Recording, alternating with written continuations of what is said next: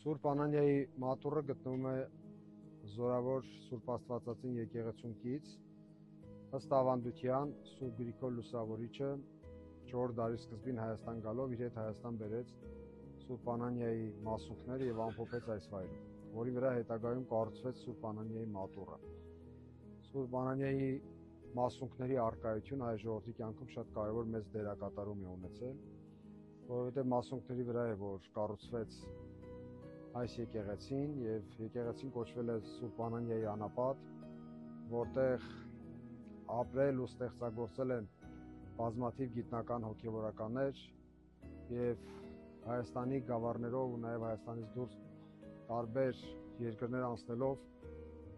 քրիստոնեություն են քարոզել, Աստծո լույսն են քարոզել։ Սուրբ Անանիայի անապատը եղել է նաեւ գրչության կենտրոն, այստեղ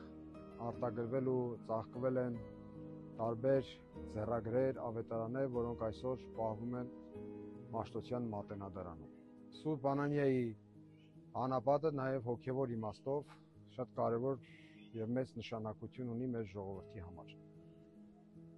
Սուրբ Անանիայի նվիրված տոների օրերին կարող եք տեսնել, թե որքան մարդաշատ է մեր եկեղեցին։ Այստեղ են գալիս Հայաստանի տարբեր մարզերից մեր հայրենակիցներ եւ իրենց խոնարհումն են բերում Սուրբ Անանիայի մասունքներին, մասնակցում են Սուրբ Պատարագի եւ հաղորդ են դառնում օրվա խորհրդին։ Կարևոր է նաեւ նշել, որ Սուրբ Անանիա առաքյալի մատուռը հայտնի է իր հրաշագործություններով։ Մենք որպես այս եկեղեցու ծառայող հոգեվորականներ բազմաթիվ անգամ աղոթել ենք մեր սիրելի հավատացյալ հայրենիներին, որոնք տարբեր խնդիրներով մոտեցել են մեզ, առողջական խնդիրներ ունեն, խնդրել են, որպեսզի իրենց համար աղոթենք եւ խնդրենք Սուրբ Անանիայի բարեխոսությունը։ Եվ այնուհետև նրանք վերադարձել են մի օր, ուրախությամբ, գոհունակությամբ մեզ պատմել են, որ աղոթքից հետո իրենք ապաքինվել են, առողջացել են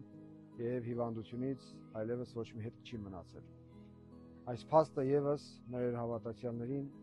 առաջնորդում է դեպի Զորավոր Սուրբ Աստվածածին եկեղեցի,